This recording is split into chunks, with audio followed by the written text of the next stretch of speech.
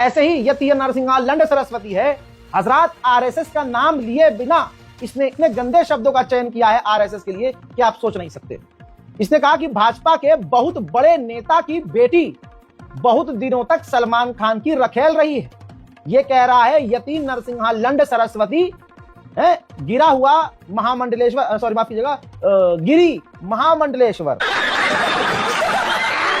एक बार बहुत सारे बच्चे मुझसे सवाल कर रहे हैं कि सलमान खान को अचानक हीरो क्यों बनाया जा रहा है। मेरे बच्चों, पहले तो ये समझो कि सलमान खान है कौन। मुस्लिम पिता और हिंदू मां का बेटा है ये सलमान खान, और बॉलीवुड पर मुसलमानों का कब्जा करवाने वालों में सबसे बड़ा माफिया है ये सलमान खान।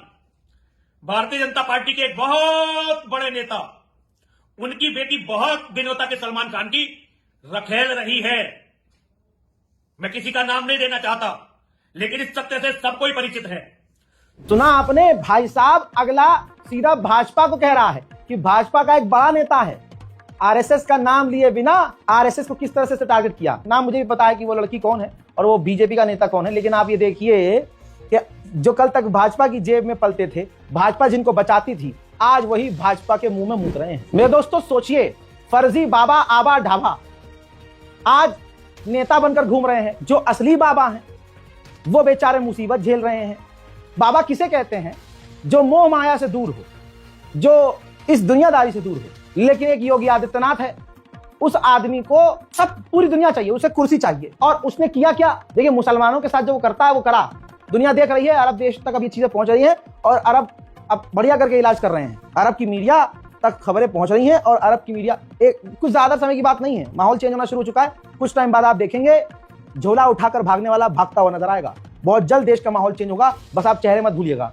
जिन लोगों ने 2014 से अब तक ये सब किया है उनके चेहरे मत भूलिएगा। गली के उस व्यक्ति को भी याद रखिएगा जिसने आपके मुसलमान, दलित और ईसाई होने की वजह से आपको परेशान किया हो। अपनी बारी आने वाली है। दोस्तों, बताना चाहूंगा कि जिनको जो है योगी जी आए दिन अब जलील कर रहे हैं, कभी उनसे पूछ लेते हैं, नोटिस दबा देते हैं, हाँ भाई बताओ तुम अपने आप को आचार्य कैसे कह रहे हो, अपने आप को शंकराचार्य कैसे कह रहे हो। हजरात, इस तरह की बातें करके दिख रहा है कि योगी जी पर्सनली बहुत ज्यादा किलसू टाइप आदमी है। किलस गए हैं आचार्य जी से, शंकराचार्य से क्यों किलस रहे हो भाई? आप जाकर बातचीत करके मामला निपटा लेते। नहीं तो एक सीएम होता हुआ आदमी वो शंकराचार्य को टारगेट कर रहा है। अब शंकराचार्य भी ठंडे नहीं पड़े। शंकराचार्य को काहे का डर भाई? वो असली शंकराचार्य हैं। उन्होंने पलट कर खेल खेल दिया और सारा नाड़ा खोल दिया। उन्होंने क्लियर कह दिया कि ये जो सीएम बना बैठा है, गुंडे के हाथ में, गुंडा के हाथ में जो है सरकार आ गई है। ये जो आज बने बड़े हैं, ये वो हैं जिन्होंने सरकार में आने के बाद 40 केस अपने ऊपर से खुद हटाए थे। सुनो, नजीर है आदित्यनाथ नाम का व्यक्ति, जिसके ऊपर 40 से ज्यादा मुकदमे थे, जैसा कि आप प्रेस वालों के माध्यम से हमको याद है। और 40 से ज्यादा मुकदमे जब मुख्यमंत्री बने तो सब उन्होंने अपने ऊपर से हटवा लिए। एक ऐसा कानून का पालन है कि जो अभियोग आपके ऊपर लगाया है उसको न्यायालय में आप जाकर के सामना नहीं करते हैं, बल्कि वो सब अभियोग अपने ऊपर से हटवा लेते हैं। ये क्या कानून में लिखा है कि कोई व्यक्ति अगर किसी बड़े पद पर बैठ जाएगा तो उसके ऊपर से सारे मुकदमे हटा लिए जाएंगे, वो अपराधी नहीं रह जाएगा? ये कहाँ लिखा है? पिनल कोड में लिखा है कि भारत के संविधान में लिखा है कि जो नई भारत दंड संहिता बनी है उसमें लिखा है कि आपके भारतीय जनता पार्टी के संविधान में लिखा है? बताओ कहाँ लिखा है? कि गोरखनाथ मंदिर के संविधान में लिखा है कि गद्दी पर बैठने के बाद जो अपराध होते हैं वो सब हट जाते हैं और उसके बाद व्यक्ति निष्कलुष, निष्पाप घोषित हो जाता है? ये आपने कर लिया, बताओ कहाँ, किस कानून में लिखा है? सदन में खड़े होकर के, उत्तर प्रदेश की विधानसभा में खड़े होकर के तुमने ये कहा है कि मैं कानून का। मेरे दोस्तों, फैंटा की अब गैस धीरे धीरे निकल रही है और नहीं निकली तो बहुत जल्द निकल जाएगी। अखिलेश यादव ने यह बात खुद कह दी है। ऐसे मजे लिए हैं, क्या कहूं। योगी आदित्यनाथ जी ने कहा कि कोई भी अपने आप को उठकर शंकराचार्य कह दे रहा है, बाबा कह दे रहा है, तो इस पर अखिलेश यादव ने जो कहा, वाह भाई, सिग्मा है भाई अगला आदमी। अरे बाबा शंकराचार्य नहीं हो सकता, इससे क्या कहोगे? वो तो सही कहा उन्होंने, जब आईने में देखते होंगे तो लगता होगा बाबा ही नहीं है। कहा है कि सभा को चीफ मिनिस्टर बिस्ट साहब लगता आईना देख करके ये बात कह रहे हैं। और जब विधानसभा में गए होंगे भाषण देने तो आईने में देखा होगा तो आईने ने सच्चाई बता दी होगी कि केवल पहनावे से कोई बाबा संत नहीं हो सकता है, कान छिदवाने से नहीं हो सकता है। अच्छा, बीजेपी के बड़े नेता, ये तो हमारी गीता भी लिखती है। गुरु नानक जी ने भी यही कहा कि कान छिदवा लोगे तो क्या योगी हो जाएंगे आप। और जो दूसरों का सर्टिफिकेट मांग रहे हैं वो अपना सर्टिफिकेट दिखा दें कि कौन सी इंस्टीट्यूशन में योगी बने हैं।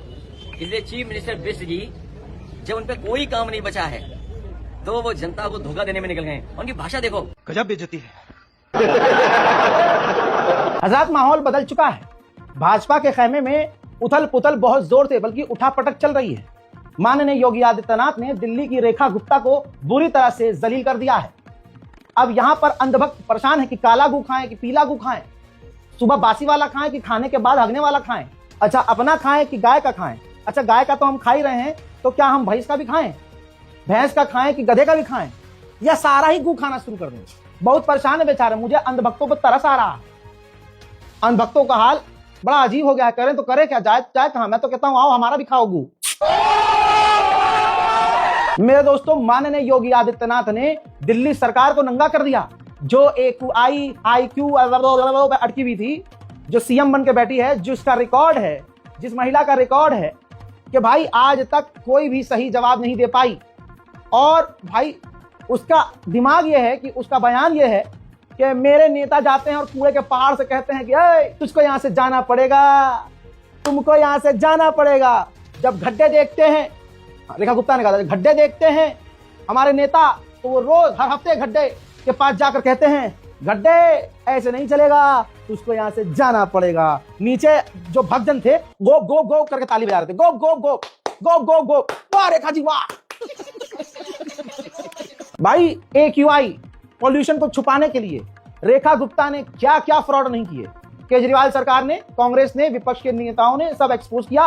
दिल्ली की जनता ने खुद देखा, दिल्ली के हिंदू खुद पछता रहे हैं कि हमने किसको वोट दे दिया। और AQI पर तो दिल्ली सरकार मानी नहीं। भाई पॉल्यूशन दिख रहा था, लोग बीमार पड़ रहे थे, लोग मर रहे थे, लेकिन मानने को राजी नहीं, कोई पॉल्यूशन नहीं जी, बिल्कुल पॉल्यूशन नहीं है। जहां मीटर लगा हुआ है पॉल्यूशन चेक करने का, रेखा गुप्ता वहीं पिचकारी डलवा रही थी। सारा दिन ट्रक घुमा रहा, वहीं पिचकारी डाल रहे हैं ताकि मीटर पे खाली पॉल्यूशन दिख जाए, कम है। लेकिन घरों के अंदर जनता ने दिखाया, अपने एयर प्यूरिफायर के फोटोज खींच डाले। दिल्ली की सरकार पूरी तरह से नंगी हुई, लेकिन जो खिलाफ बोल रहा था उस पर केस किया जा रहा था, जेल भेजा जा रहा था, हैं? उसको डराया जा रहा था, गरियाया जा रहा था।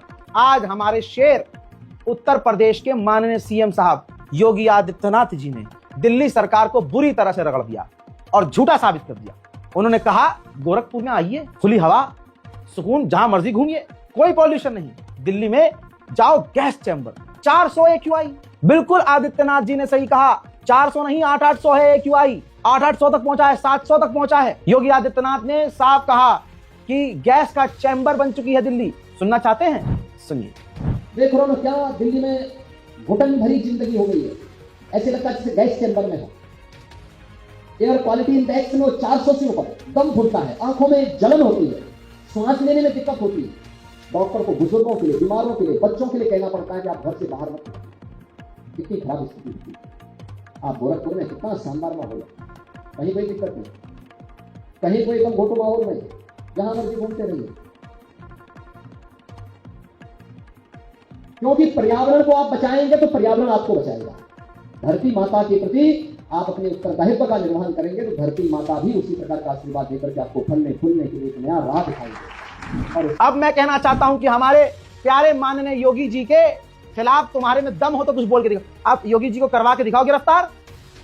याद रखना रेखा गुप्ता जी, ये हमारे योगी बाबा हैं, बिल्डोजर।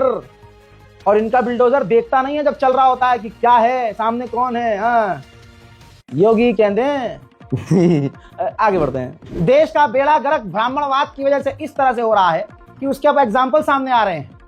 वो एडवोकेट, पता नहीं काहे का एडवोकेट, जो सीमा के, वो पाकिस्तान की जो सीमा है, जो भाग के आई थी, हैदर की बीवी, अपने कई सारे बच्चों, रेडीमेड बच्चों को लेके आई थी। और उसने जो है, जिस बेचारे को यहाँ हिंदुस्तान की कोई लड़की नहीं मिलती, चिमकैंडी सा जो है, उसको मिल गई ऐसी। बोलना आंटी आऊँ क्या, शॉर्ट में लगाऊंगी तो सारा दिन वो शॉर्ट लगाता रहता है। अब उसके हो गए भाई कई बच्चे, उसकी खुद की भी प्रोडक्शन हो गई और वहां से लेके भी आई थी। और बीच में ये भी मीम बन रहे थे कि इसमें काफी योगदान जो है एडवोकेट साहब का भी है।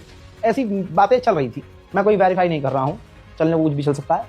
अब वो आया है बुढ़ा वकील, कह रहा है ब्राह्मण वैज्ञानिक से ज्यादा चतुर चालाक होता है, उसके पास ज्यादा ज्ञान होता है। जी हाँ, भारत में अब जो ये यूनिवर्सिटीज हैं बंद कर दीजिए, जो साइंस वाइंस पढ़ाने वाले इंस्टीट्यूट है बंद कर दीजिए। और इनको सुनिए। जो नासा इतनी अध्ययन की बात कर पाता है, नासा में इतनी स्टडी के बाद जो बात आ पाती है, वो ब्राह्मण 51 रुपए और 11 रुपए में आपको बता देता है कि किस दिन सूर्य ग्रहण पड़ेगा, किस दिन चंद्र ग्रहण पड़ेगा, कौन सा ग्रह, कौन सा नक्षत्र, कौन सी तारीख, कौन सा टाइम। हाँ सुन लिया। तो इनके हिसाब से भारत का वैज्ञानिक ये जो भविष्य बताने वाले ये हैं वैज्ञानिक, ये है भाई ब्राह्मणवाद की असलियत। मुसलमानों का कोई ब्राह्मणवाद से लेना देना नहीं है। आज मुसलमानों को मुबारकबाद देना चाहता हूं कि मुसलमानों, मैं दिल से मुबारकबाद पेश करता हूं तुम लोगों को कि तुम इस्लाम में पैदा हुए। मुबारक हो तुम लोगों को। तुम्हारे अंदर जातिवाद बताने की कोशिश की गई, लेकिन इस्लाम में जातिवाद नहीं है।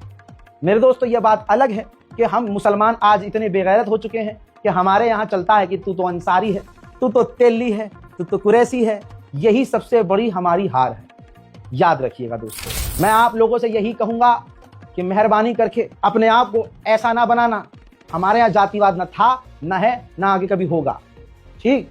और जिस वकील साहब की बात मैंने बताई और जो सामने आया ये वकील, दोस्तों ये वकील वो है ब्राह्मणवादी जो निर्भया केस हुआ था ना, निर्भया सन 2012 में निर्भया केस हिंदू बेटियों का किया गया था जो, तो उसके कातिल और कारियों को रिप्रेजेंट किया था इसने। ये है भारत में ब्राह्मणवादी, ऊंची जाति के लोग। मुसलमानों की नफरत में तमाम हिंदू समुदाय एक होकर मुसलमानों के खिलाफ चलने वाले प्रोपेगेंडो को सपोर्ट करता रहा। अजरंग दल, बजरंग दल, पता नहीं कौन कौन से दल को सपोर्ट करते रहे हिंदूवादियों को।